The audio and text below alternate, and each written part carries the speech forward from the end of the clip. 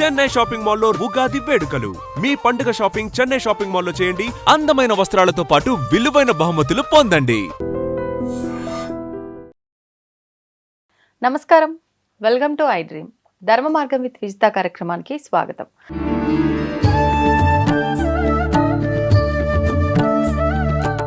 నమస్కారం గురుగారు. ఓం శ్రీ మహాగణాధిపతయే నమః. గురుగారు, కొన్ని విషయాల్లో మాట్లాడుకుంటున్నప్పుడు సామెతగా కొన్ని పదాలు అంటూ ఉంటారు. తిలా పాపం తలా పిడికడు అని చెప్పి. అవును, అసలు అంటే ఏంటండి, దీన్ని ఏ రకంగా అర్థం చేసుకోవాలి? ఇది సామెత అనేటువంటి దానికన్నా మనిషికి తెలుసుకోదగిన పరమార్థమైన విషయంగా మనం భావించాలండి. ఏం తెలుసుకోవాలి అంటే ఎట్లా ఉంటుందంటే తిలా పాపం తలా పిడికడు అంటే ఇక్కడ పాపం ఎంత చేశామని కాదు, ఆ పాపం గురించి ఎంతమంది మాట్లాడుతున్నారు అనేటువంటిది ఒకటి. ఇందులో అనేక రకాలు ఉంటాయండి. ఎవరికి పెద్దగా తెలియదు, కానీ అందులో నా గురించి ఎవడో ఏదో మాట్లాడాడు. ఈ మాట్లాడినటువంటి విషయాన్ని 10 మంది 10 రకాలుగా మాట్లాడుకుంటారుగా, దీన్నే అంటారు. అంటే నేను ఏమీ మాట్లాడకపోయినా, నేను ఏమీ చేయకపోయినా ఒక విషయాన్ని పుట్టించి, ఆ పుట్టించిన దాన్ని 10 మందికి పాకించి దాన్ని పట్టుకుని ఆనందపడుతున్నారు చూసారా అండి, అది పాపమే కదా. సో ఇవన్నీ చేయటం వలన అకారణంగా నా మనస్సు బాధపడి నేను ఆత్మహత్య చేసుకోవచ్చు. ఒక మనిషి ఆత్మహత్య చేసుకోవడానికి 2 కారణాలు. ఒకటి, తను బలంగా దెబ్బతినటం, ఎవరి దగ్గర బాగా బలంగా దెబ్బతిని చనిపోవటం.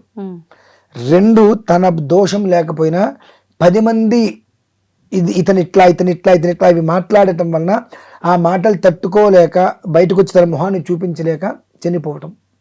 ఈ రెండిట్ల ద్వారా వచ్చేటువంటి పాపమే కదండి.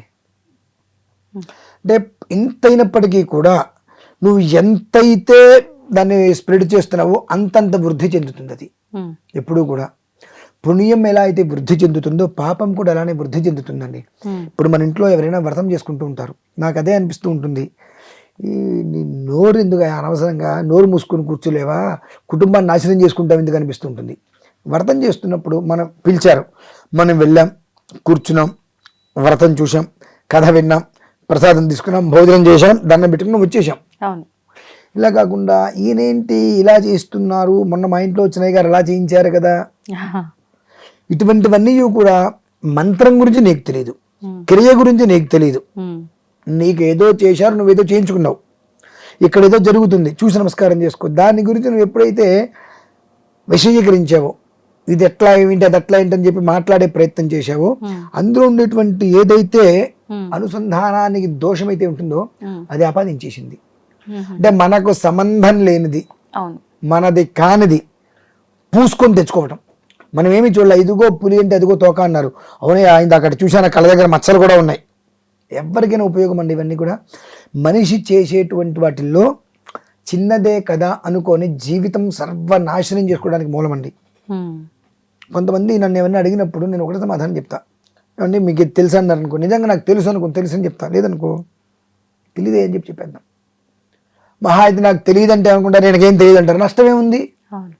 నువ్వు అడిగిన విషయం నాకు తెలియదు, బట్ ఆ విషయం నాకు తెలియదు అని చెప్పాను, నువ్వేమన్నావు ఆయనకి ఏమీ తెలియదు అన్నావు, మంచిది. ఆ దోషం ఎవరికి? దీనికి పెద్దవాళ్ళు ఏం చెప్తారంటే, మందికినే మాట్లాడే ప్రతి మాటకి కూడా సంస్కరణ ఉండాలి, ఛందస్సు ఉండాలి, ఆలోచన ఉండాలి అని. ఎందువల్లనంటే ఒక ఋషి తపస్సు చేసుకుంటాడు. సరే, ఆ అరణ్యంలో ఈ వేట కోసం వెళ్ళి ఆ వేట మీద వచ్చేటువంటి మాంసంతో బ్రతికే వాళ్ళు కొంతమంది ఉన్నారు. అందులో ఒక ఆయన ఒక మృగానికి బాణం వేశాడు, అది గుచ్చుకుంది. అది పరిగెత్తుకుంటూ వచ్చి ఒక ఋషి వెనక్కి వెళ్ళి అట్నుంచి లోపలికి వెళ్ళిపోయింది. ఈ బాణం కొట్టిన తను పరిగెత్తుకుంటే అతని దగ్గరికి వచ్చి, ఓ అయ్యవారు అన్నాడు. ఏమిటి అనగానే, నేను ఒక జంతువుని బాణం పెట్టి కొట్టాను, ఇటు వెళ్ళింది, నువ్వు ఏమన్నా చూసావా అన్నాడు. అప్పుడు మీరైతే ఏం చెప్తారు? మీ పక్క నుంచే వెళ్ళింది, ఏం చెప్తారు? అంటే ఇక్కడ ప్రతి మాట చాలా జాగ్రత్తగా ఉండాలండి. చూశాను అంటే అది చచ్చిపోతుంది, చూడలేదు అంటే ఈయన అబద్ధం చెప్పిన మాట అవుతాడు, వాడి కడుపు కోత, ఆ శోకం వీడికి వస్తుంది. ఇక్కడ అంటే భగవంతుడు ఎంతటి చమత్కారి, ఏ మనిషి దగ్గర ఏ విధానంలో ఏ రకంగా మాట్లాడాలనేటువంటిది ఏనాడో పెట్టేశాడు. మనకు అజ్ఞానం ఎక్కువ, మనం తెలుసుకోలేకపోతున్నామండి. ఏమన్నారంటే, నాయన చూసింది మాట్లాడలేదు, మాట్లాడేది చూడలేదు అన్న. కళ్ళు చూసేయి, కళ్ళు మాట్లాడలేవుగా. నోరు మాట్లాడుతుంది, నోరు చూడలేదుగా. అంటే ఏంటంటే ఆ ఒక్క దోషం నీకు తగలకూడదు.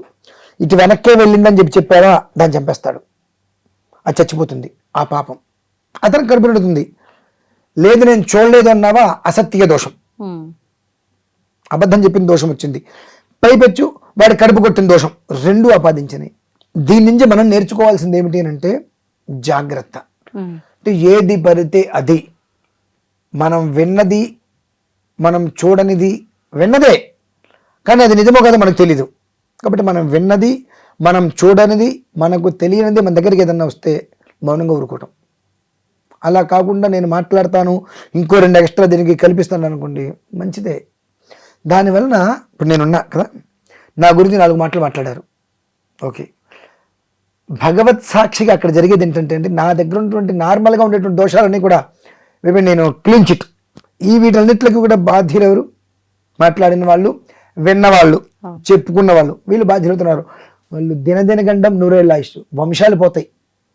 కుటుంబంలో భార్యాభర్తల మధ్య సఖ్యత ఉండదు, ఎందుకు బ్రతుకుతున్నారో తెలియదు, వాళ్ళ కొంపల్లో పెళ్లిళ్ళు అవుతాయో లేవో తెలియదు, పెళ్లిళ్ళు అయితే సంతానం కలుగుతుందో లేదో తెలియదు. ఇన్ని రకాలంటే సంతానం కలగదంటానికి నాగదోషం ఇవే కాదండి, తిలా పాపం తలా పిడికుడు అంటానికి మూలం ఏంటంటే మనది కానిది, మనము చూడనది, మనం వినంది, మనకు తెలియంది, మనం కనంది మనం మాట్లాడతాం. దానికి మాత్రం ఒక వంశం, దాని యొక్క ప్రభావం ఒక వంశం అనుభవిస్తుందండి, ఒక తరం అనుభవిస్తుంది. అంత దారుణమైనటువంటి శిక్షలు వీటిని నిలబడతాయి. కాబట్టే ఇందులో తిలాపాపం తిలాబెడగడ నీకు అవసరమా, నువ్వు చూడండి ఇదంతా, దీని ముందు వెనక మనకు తెలియదు కదా, తెలీదు. ఇలా నువ్వు చూడనప్పుడు నీకు ఎందుకులా తిలాపాపం తిలాబెడగడ అన్నట్టుగా ఆ పాపం నీకు అవసరం, వదిలే, అవి తీసుకొచ్చి మాకంటిస్తావు నువ్వు అంటారు పెద్దవాళ్ళు. కాస్త విషయ ప్రభావం తెలిసిన వాళ్ళు, అదంతా లేని వాళ్ళు ఇష్టం వచ్చినట్టు మాట్లాడతారు కదమ్మా. దాని నుంచి మనల్ని మనం కాపాడుకుంటే ఏ విషతుల్యమైంది బీజం మన దగ్గరికి రాదు.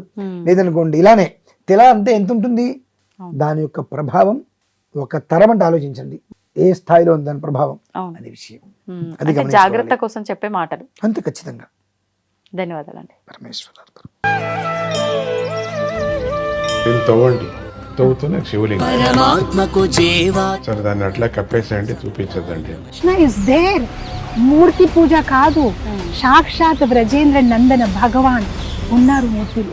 ఏమీ ఆశించకుండా ఆరాధించే వాళ్ళు కూడా ఉన్నారా ప్రభుజీ? నిజమైన భక్తి అంటే మనకు తెలియదు కాబట్టి